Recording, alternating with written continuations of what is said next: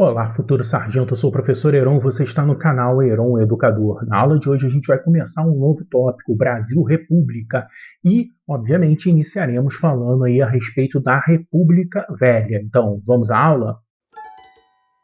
Iniciamos falando sobre o primeiro momento da República no Brasil, que é a República da Espada, que vai ser governada por dois militares, o Marechal Deodoro da Fonseca e o Marechal Floriano Peixoto. Ambos foram participantes da Guerra do Paraguai e figuras notáveis dentro do Exército e na política do Brasil. O Deodoro da Fonseca, como você já sabe, ele foi a pessoa que vai destituir o Conselho de Ministros e que vai gerar aí a abdicação de Dom Pedro e a proclamação da República no Brasil. E nesse primeiro momento de República no Brasil, a gente vai ter o Deodoro da Fonseca sendo o presidente de modo interino até que seja organizada a primeira Constituição Republicana do Brasil de 1891. Ela vai ser uma Constituição ampla, muito diferente do modelo lá de Constituição na época do Império, e a Constituição de 1891 vai prever, entre outras coisas bem diferentes, o voto direto. A partir de então, as pessoas maiores de 18 anos poderiam votar, a não ser que fossem analfabetas. Essa é a grande diferença. Enquanto na época do Império você poderia votar mesmo sendo analfabeto, na República isso muda. Você precisa ser alfabetizado para poder votar. Uma outra mudança importante dessa Constituição é a construção do Estado laico, diferenciação entre a Igreja Católica e o Estado. Agora, em 1891, passa a existir os registros civis de nascimento, casamento, óbito, tudo isso que na época do Império só existia mediante a Igreja Católica. E outro ponto bem importante aí é a autonomia dos estados. As províncias passam a ter o nome de estados, tal qual é hoje, e nesses estados passam a existir os seus próprios governos, os governos estaduais com a sua Câmara dos Deputados estaduais, que fazem leis que valem para dentro do Estado e, obviamente, que desde que essas leis não vão de encontro às leis federais. Pensando exatamente no governo do Deodoro da Fonseca, a gente vai perceber que é um governo marcado por diversas crises econômicas e a principal delas causada pelo que a gente vai chamar de encilhamento.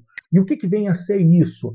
O Deodoro da Fonseca chama para ministro da Fazenda o Rui Barbosa. Ele vai possibilitar que os bancos façam a emissão de papel moeda, isso para gerar uma circulação maior de dinheiro e ofertar crédito para as pessoas que estavam investindo na industrialização nas fábricas no Brasil. A princípio parece ser uma ideia muito boa, isso a princípio poderia desenvolver o país, porém, na prática isso não vai acontecer. Muitas pessoas vão criar empresas fantasmas, muitas pessoas vão pegar dinheiro emprestado sem ter como pagar e, claro, com as facilidades que os bancos davam para qualquer um pegar esse dinheiro emprestado, isso vai fazer com que haja uma circulação muito acentuada de papel moeda e, obviamente, a desvalorização da moeda, o que vai gerar a chamada inflação. A inflação vai gerar um problema enorme dentro da economia do Brasil e uma pressão absurdamente forte para cima de Deodoro. Não sabendo direito como organizar ou como lidar com essa pressão, entendendo ele, Deodoro, que havia uma certa hierarquia estrutural dentro do Estado, no qual ele, presidente, deveria ter um poder maior do que as demais instituições, o próprio Deodoro vai acabar dissolver com a Câmara dos Deputados. Isso vai gerar uma pressão política ainda mais forte sobre Deodoro, que vai gerar aí a renúncia do presidente. Então Deodoro ele renuncia à presidência da República em favor do seu vice, o Marechal Floriano Peixoto. E o governo do Floriano Peixoto vai ser marcado por uma tentativa de organizar economicamente o país, fazendo uma tabela de preços de produtos e principalmente de aluguéis, mas também no âmbito político ele vai sofrer muita pressão com a revolta da Armada ocorrida no Rio de Janeiro, onde os navios da Marinha vão se colocar em contrário ao governo do Floriano Peixoto e fazendo com que haja um clima de tensão muito forte. Floriano vai, com pulso firme, acabar com a revolta da Armada, colocando basicamente o exército para lutar. Um outro momento ali que a gente vai perceber é a Revolução Federalista lá no Rio Grande do Sul, também por conta aí de problemas políticos. No caso do Rio Grande do Sul, eram duas elites ali que buscavam a representatividade do poder no Rio Grande do Sul, mas que vai ser necessário a intervenção do governo federal e também do Exército Brasileiro. Por saber lidar bem com essas rebeliões, Floriano Peixoto vai ser chamado de Marechal de Ferro. E ele termina o mandato dele entregando para o próximo presidente, o Prudente de Moraes. Ainda que houvesse um presidente civil no comando do país, as rebeliões ainda vão continuar. É o caso da Guerra de Canudos, um movimento chamado aí messiânico por conta do seu líder, o Antônio Conselheiro, que tinha como objetivo criar ali uma comunidade em tanto quanto independente e que levasse, digamos assim, para a ideia do próprio Conselheiro mais a sério valores religiosos. Basicamente, eles vão montar no Arraial de Canudos uma comunidade que vai ser muito mal vista pela elite local lá na Bahia. Isso vai fazer com que haja uma série de tentativas de recuperar o domínio sobre o Arraial de Canudos, fazendo com que vire uma verdadeira guerra entre 1896 a 1897, com um contingente enorme de soldados. O exército brasileiro acaba destruindo Canudos e matando o próprio Antônio Conselheiro. Um outro movimento importante agora dentro da cidade, dentro da capital do Brasil, o Rio de Janeiro, é a Revolta da Vacina, de 1906. Ou seja, mais uma vez, pouco tempo entre um movimento e outro. E características muito semelhantes. A gente está vendo ali uma população eminentemente pobre nos dois movimentos. No caso da Revolta da Vacina, é a população que vai se revoltar contra a ação intransigente do governo. Havia já uma série de medidas por parte do governo municipal do Rio de Janeiro, fazendo com que os pobres tivessem sido deslocados de seu lugar. O governo destruía chamados cortiços, obrigando os pobres a ir morar em outras localidades. Isso vai culminar com a Revolta da Vacina, no qual a vacinação para a febre amarela foi uma vacinação obrigatória e forçada. Isso tudo vai gerar um clima de animosidade muito grande na cidade do Rio de Janeiro, culminando com a Revolta da Vacina. Mas a gente deve voltar aí para o âmbito da política, e a República Velha vai ser marcada pela política dos governadores. Basicamente, essa política dos governadores é seguindo mais ou menos aí o organograma que eu coloco para vocês. Olha só, prestem bem atenção, a gente vai observar os coronéis, que eu vou falar daqui a pouquinho, os governadores e o presidente. Como é que funcionava isso? O presidente ele precisava de apoio principalmente dos governadores e, claro, também o apoio dos deputados e senadores. Para que houvesse esse apoio, o presidente destinava uma verba maior para os estados que apoiavam o presidente. Ora, a política dos governadores fazia com que o poder executivo conseguisse governar com mais tranquilidade. E associado a isso, a gente vai ter o Convênio de Taubaté. A gente deve lembrar que a República Velha é marcada pelo domínio dos cafeicultores. O café era o principal produto de exportação do Brasil. O Convênio de Taubaté, basicamente, ele serviu para organizar uma forma de que o governo ele compraria o excedente da produção do café para fazer com que o preço do produto ficasse nivelado. E qual era o objetivo? Que numa futura colheita, se houvesse uma diminuição da produção, o governo colocava esse excedente, mantendo equilibrado o preço do café.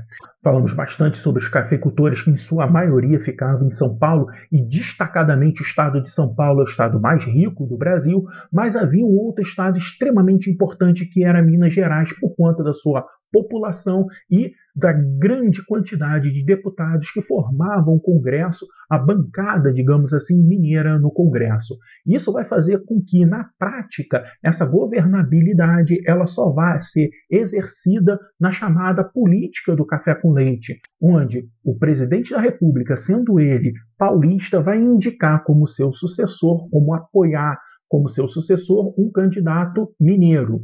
como a política dos governadores já estava associada para tudo que o presidente falasse, os estados e os seus eleitores dos seus estados apoiassem, claramente isso sempre vai acontecer, um revezamento entre políticos de Minas e São Paulo no governo do Brasil durante praticamente todo o período da República Velha. E na ponta de toda essa organização política estava a ação do coronel. E quem era esse coronel? Na maioria das vezes era um fazendeiro. A ideia de coronel remonta à época lá da regência, onde você tinha os coronéis da Guarda Nacional. O coronel era um fazendeiro, alguém que tinha um poder dentro da localidade. Ele andava com um grupamento de pessoas armadas, os chamados capangas, e eles vão pressionar as pessoas para que votassem nos candidatos que o coronel queria.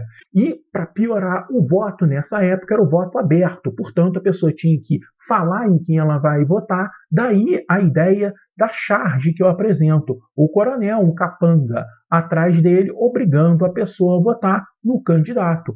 E aí a gente associa todas as coisas. O coronel fazendo com que o candidato do governo sempre vença dentro da localidade, você junta todos os coronéis dentro de um estado, aquele estado garante a eleição do presidente. Por sua vez, o presidente, basicamente, ele vai dar conta de mandar mais verbas para os estados que apoiavam, formando assim todo esse conjunto da política de governadores que a gente já viu.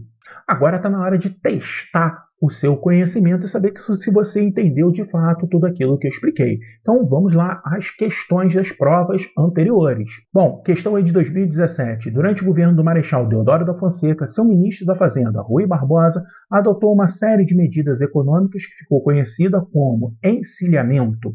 Essa política econômica estatal estava baseada em duas ações. Letra A abolição da escravatura e abertura dos portos.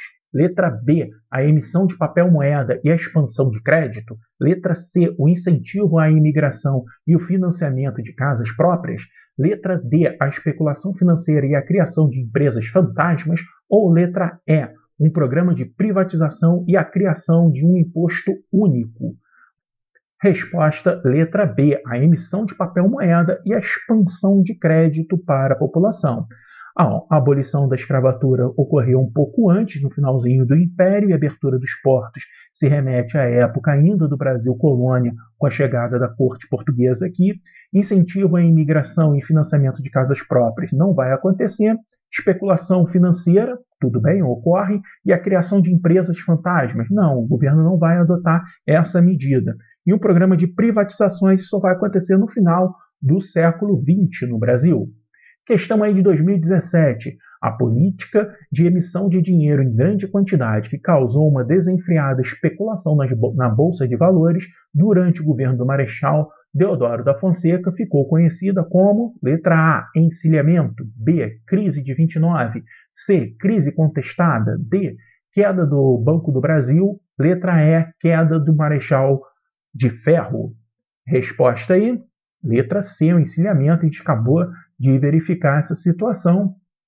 A crise de 29 ocorre, obviamente, depois do crise do contestado e queda do Banco do Brasil não se refere, e a queda do Marechal de Ferro, referindo-se ao Marechal Floriano Peixoto, ele não cai e termina o mandato dele. Questão aí de 2016.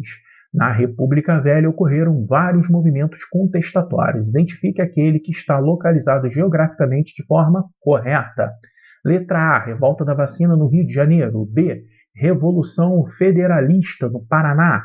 C, Guerra de Canudos em Minas Gerais. D, Contestado na Bahia. Ou E, Revolta da Armada no Rio Grande do Sul. Gabarito aí, letra A, Revolta da vacina no Rio de Janeiro. A Revolução Federalista vai acontecer no Rio Grande do Sul, Canudos na Bahia, o Contestado na região ali de Santa Catarina e Paraná, e a Revolta da Armada no Rio de Janeiro. Questão de 2012, na história do Brasil, o termo messianismo é usado no estudo de alguns movimentos sociais. Assinale a única alternativa que apresenta um desses movimentos e seu respectivo líder. Então a gente está falando de movimento messiânico. Letra A, Revolta de Canudos, com Antônio Conselheiro. B, Revolta da Vacina, com João Maria. Letra C, Guerra do Contestado, com Euclides da Cunha. Letra D, os 18 do Forte de Copacabana, com Miguel Lucena. Ou letra E, a Coluna Prestes, com Luiz Carlos Prestes. Gabarito aí, letra A, Revolta de Canudos, com Antônio Conselheiro. Então, a Revolta da Vacina não tem um líder direto, muito menos é messiânico. Guerra do Contestado não tem como liderança Euclides da Cunha, que é um jornalista que foi cobrir a Guerra de Canudos. O 18 do Forte de Copacabana é um movimento político, não tem nada a ver com o messianismo, assim como a Coluna Prestes também é um movimento político contrário à República Velha. Questão de 2012. Em 1906, os governadores de São Paulo, Minas Gerais e Rio de Janeiro se reuniram e estabeleceram um convênio de Taubaté que, letra A, pode ser considerado o marco inicial da política dos governadores. B, defendeu medidas para incrementar a imigração europeia. C, resultou na política de ampliação da produção cafeeira. D, estabeleceu a primeira política de valorização do café. Ou letra E, caracteriza a fundação da política do café com leite. Gabarito aí, letra D, estabeleceu a primeira política de valorização do café, como eu disse na aula. Tá? Pode ser considerado o marco inicial da política dos governadores? Não, ocorreu a política dos governadores antes do convênio de Taubaté. Defendeu medidas para incrementar a imigração europeia? Não. Resultou na política de ampliação da produção cafeeira. O objetivo era comprar o excedente de café e caracterizava a fundação da política do café com leite, aquele revezamento entre Minas e São Paulo que acaba ocorrendo depois. Agora acabou, obrigado aí por você ter chegado até esse momento do vídeo e quero te agradecer bastante por todos que estão visualizando e acompanhando essas aulas.